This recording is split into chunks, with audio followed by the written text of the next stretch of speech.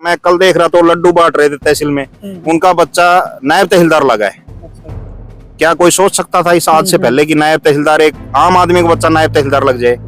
Talent के आधार पे नौकरियां दे रहे हैं, बंदर बाट नहीं है नौकरियां, ना पर्ची है ना खर्ची है। तो मतलब जो परसेप्शन बनाया जा रहा है वो यही है कि जो से आपकी पार्टियां हैं वो भी यही चीजें कह रही हैं कि जो बड़ी नौकरियां उनमें तो पैसा चलता है। आज पैसा चलता तो वो लड्डू शायद हम नहीं खा पाते जो कल खाए हमने। अगर पैसा चलता तो वो लड्डू नहीं बटते। ढेड़ा तहसील में जो लड्डू बट रहे थे कल, वो लड्डू नहीं बटते। वो लड्डू बटते या तो किसी मंत्री के घर पे जो उसका भतीजा लगता, या किसी बड़े पैसे वाले घर पे बटते हो। गरीब आदमी वो लड्डू नहीं बांट सकता। 2 बच्चे तो डायरेक्ट शायद लगे हैं जी, बाकी और भी बच्चे पैसे वैसे देना नहीं पड़ेगा ना जी ना, बिल्कुल बिना पैसे काम हुए, बिल्कुल बिना पैसे काम हुए। और जो एक्चुअली लायक बच्चे हैं वो बच्चे कामयाब हुए हैं, उन बच्चों को कामयाब पहले कोसड़ी से इधर सारी सड़कें टूटी पड़ी थी, जर्जर थी। बीजेपी की सरकार आने के बाद अब आप खुद ही चेक कर लेना रोडों पे जाकर कैसी सड़कें हैं, इसमें कहने की जरूरत नहीं पड़ती। नमस्कार, आप देख रहे हैं स्टेट न्यूज हरियाणा और मैं हूं अमित अमन। अभी मौजूद हैं कोसली विधानसभा के गांव जैनाबाद के अंदर, और यहाँ पे क्या इस विधानसभा के अंदर काम हो पाए या नहीं हो पाए, उन्हीं चीजों को जानने के लिए और आपके सामने रखने के लिए यहाँ पे मौजूद हैं। तो चलिए, जो लोग यहाँ पे मौजूद हैं इस गांव के अंदर, उन्हीं लोगों से जान लेते हैं। इनमें कुछ बुजुर्ग भी मौजूद हैं, कुछ युवा भी मौजूद हैं। चलिए एक एक करके जान लेते हैं। बाबू जी, क्या नाम है आपका? मेरा नाम धर्मपाल है जी। धर्मपाल जी, आप ये बताएं कि इस विधानसभा के दौरान आपके गांव के अंदर काम वगैरह हुए कि नहीं हुए? हुए जी, हमारे गांव में काफी काम हुए हैं जी। कपूरी से जैनाबाद रोड जो है वो बना है, जैनाबाद से सिया रोड है वो बना है, जोड़ में पानी की व्यवस्था हुई है, नहर से पानी डलवाया गया है जी। ये अपना यहाँ कॉलेज है जिसमें 4 दीवारी हुई है जी।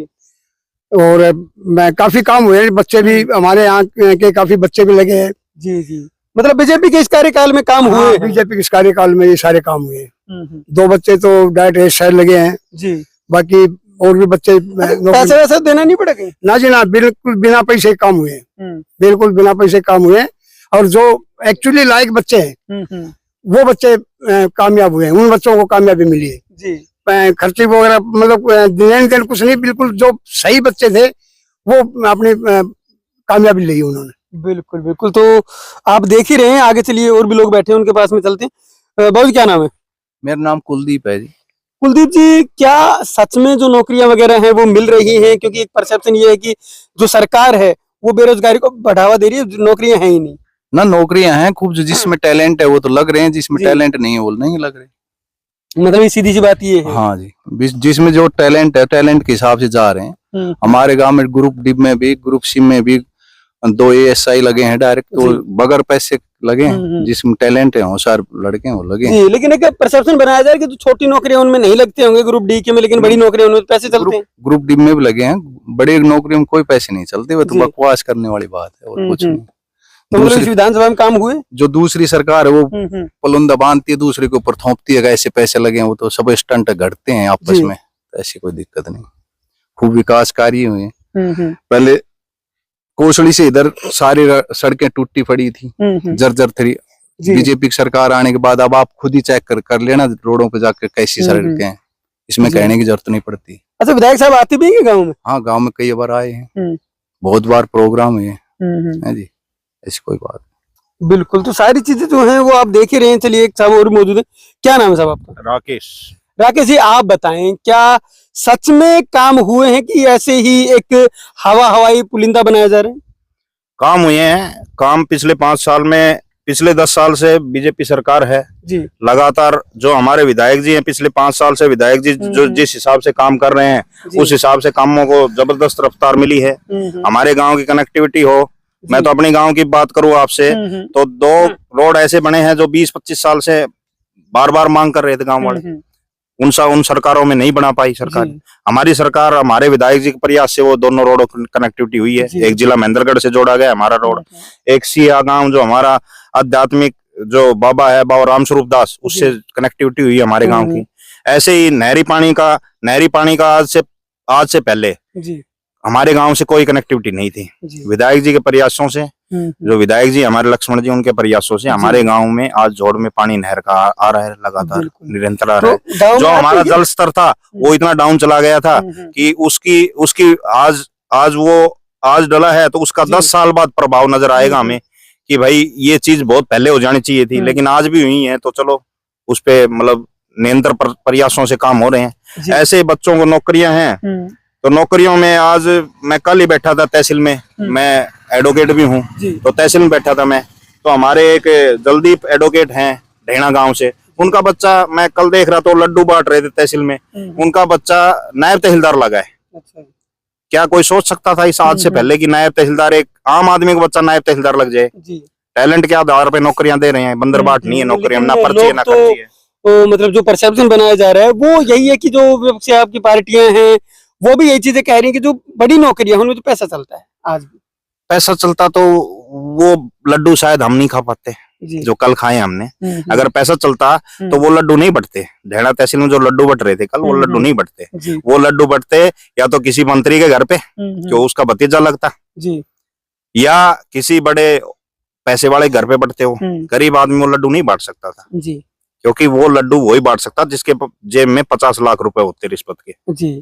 तो आप बोल रहे हैं कि जो विकास है वो हुआ है, मतलब खूब विकास हुआ है, तो इसके बावजूद भी अरविंद शर्मा की जो 75,000 की लीड थी वो एकदम से 0 पे चली गई, 2 वोट से उधर ही चली गई लीड। तो इसमें ऐसा क्या हो गया? वो आम जनता के बीच में नेगेटिविटी फैलाई गई सरकार के प्रति, एंटी इनकम्बेंसी होती है। जो हम बात बोलेंगे जो सरकार में बैठा है वो कुछ बोलेगा तो कम समझ में आता है, विपक्ष वाला बोलेगा थोड़ी जल्दी समझ। इसमें लोगों को बहकाया गया कि भाई लाख लाख रुपए देंगे, जो हमारे SC ST के भाई बहन है उनको बहकाया गया, लाख रुपए देंगे आपको।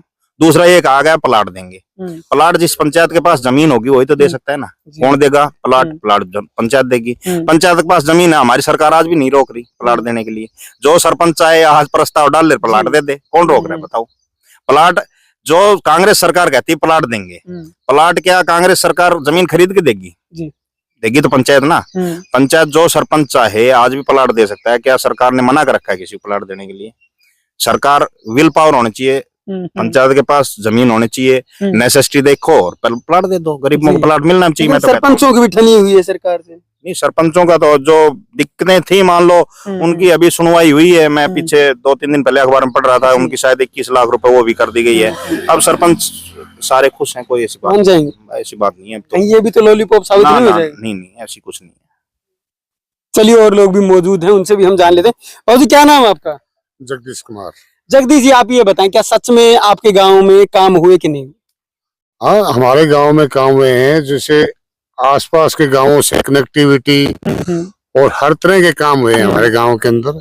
कोई ऐसी बात नहीं है। जब से बीजेपी सरकार आई है तब से गांव में काम भी हुए हैं। गांव के लड़के बगैर जैक और चैक के इसमें इनरोल भी हुए हैं वेरियस डिपार्टमेंट के अंदर। तो बीजेपी सरकार में मैं खुद इसमें 2018 में एक मंत्री के पास गया था, तो मैंने बोला था कि आपको लेटर दे दो, तो बोला लेटर की, बोला हमारे लेटर से अभी नौकरी नहीं मिलती बीजेपी गवर्नमेंट का। बीजेपी का मंत्री था, चलो नाम का खुलासा नहीं करूंगा। तो मैं बोला ठीक है बच्चे को एडजस्ट करवा दो। तो उसने बोला कि एडजस्ट तो हम नहीं हो पा रहे हैं, बच्चे को तो तब एडजस्ट कराएंगे। तो इस सरकार के अंदर ये नहीं है कि जैक की जरूरत है या उसकी, एक गरीब आदमी, आम आदमी, हमारे गांव के अंदर ऐसे ऐसे बच्चे भर्ती हुए हैं इसके अंदर सर्विस मिली है जिनका जो बैकग्राउंड भी गरीबी, बिल्कुल गरीब आदमी थे, उन्होंने बहुत अपने टैलेंट से। अच्छा, पहले की सरकारों में फिर चलता था क्या? बिल्कुल पहले की सरकारों में तो चलता ही था, क्योंकि जिसके पास जैक होगा या पैसे होंगे वही आगे जाएगा, उसी को सर्विस मिलेगी। बाकी नॉर्मल आम जो गरीब आदमी है या किसी की पहचान नहीं है, उस टाइम तो पहचान भी होनी चाहिए और पैसे भी होने चाहिए। पहचान और, क्योंकि पैसे भी बगैर पहचान किसको देंगे, तो इसलिए पहचान प्लस पैसे, जैक और चेक दोनों चाहिए एक साथ, तब जाकर के बच्चे इसमें भर्ती होते। जैसे हरियाणा पुलिस के अंदर, हमारे गांव के अंदर पहले इतना बड़ा गांव है, 2 या 3 आदमी थे, वो भी जैक वाले थे। लेकिन आज हमारे गांव के लड़के लड़कियां 20 से 25 के बीच में हरियाणा पुलिस में है, विदाउट किसी जैक नहीं था उनका।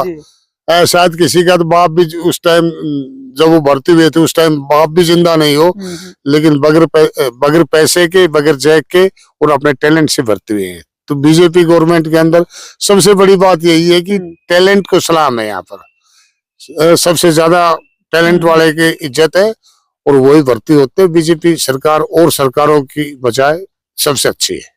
बिल्कुल। चलिए, और भी लोग मौजूद हैं, उनसे भी हम जान लेते हैं क्या करके। बाबू जी, क्या नाम है आपका? मेरा नाम रमेश कुमार है जी। रमेश जी, आप बताएं कि लोगों के बीच में तो ये जो धारणाएं वो बनी हुई है कि देश के अंदर जो बेरोजगारी है वो नंबर 1 पे है, और हरियाणा के अंदर तो नारे लगाए जाते हैं विपक्षी पार्टियों के द्वारा कि बेरोजगारी में नंबर 1 हो गया है हरियाणा। तो क्या आप मानते हैं ऐसा? आपके गांव में है ऐसा? नहीं, ऐसा तो नहीं। हमारे गांव में मोदी की सरकार में तो है नहीं ऐसा।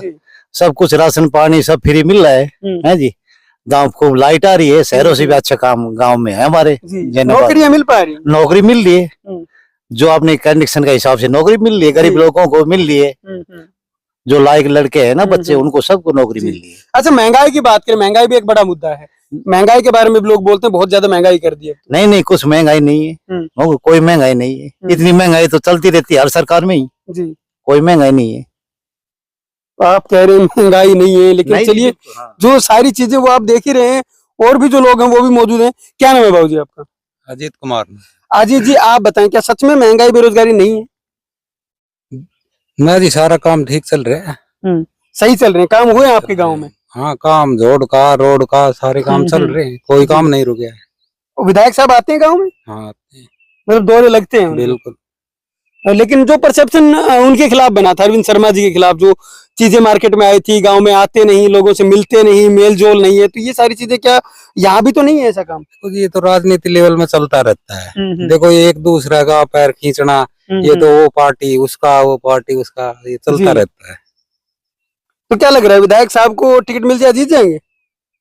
हाँ, आगे कोशिश यही रहेगी जी, कोशिश रहेगी। चलिए, जो लोग हैं वो चीजों को इस तरीके से बता भी रहे हैं कि आप उनको देख भी पा रहे हैं कि कैसे क्या जो परसेप्शन मार्केट के अंदर है। तो आप क्या सोचते हैं, क्या ऐसा है महंगाई और बेरोजगारी क्या अपनी चरम सीमा पे है, जो कि एक परसेप्शन हरियाणा के अंदर आज भी बना हुआ है, और जो विपक्षी पार्टियां हैं वो लगातार बना रही है कि हरियाणा बेरोजगारी में नंबर 1 है, और ये सारी बातें अब चल रही हैं। तो जनता इस बारे में क्या सोच? नीट, आईआईटी और जेईई में सिलेक्शन गारंटी के साथ, नहीं तो फीस वापस। हम बात नहीं काम करते हैं, ये हम नहीं हमारा रिजल्ट बोलता है। आपके कोसली इलाके का बेहतरीन इंस्टीट्यूट एसबीआई बैंक के पास मेडिजी ने अपना स्कूल नर्सरी से 12वीं कक्षा तक लुखी गाँव में शुरू कर दिया है। अब छोटे बच्चे भी अच्छी शिक्षा से वंचित नहीं रहेंगे।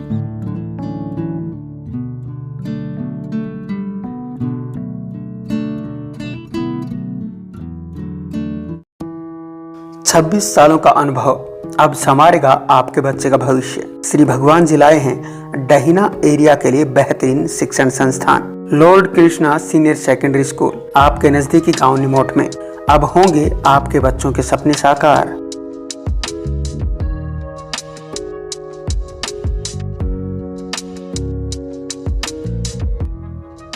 हम आपको विश्वास दिलाते हैं कि इस संस्था में आपके बच्चे का भविष्य सुरक्षित रहेगा। IIT, PMT, CLAT, CA, CPT, NDA, सैनिक स्कूल और मिलिट्री स्कूल सभी कंपटीशन की तैयारी करवाई जाएगी। मैं 26 साल से शिक्षा के क्षेत्र में काम कर रहा हूँ, 1998 से। मैं पहले भी 2 संस्थाएं अच्छी चला रहा हूँ, ये तीसरी संस्था लेके हम भविष्य में आपके बच्चे का भविष्य बनाते चलेंगे। और जितने भी कंपटीशन टेस्ट हैं, हमारे पास जो विद्यार्थी आए उसको संस्कारवान बनाएंगे, चरित्रवान बनाएंगे।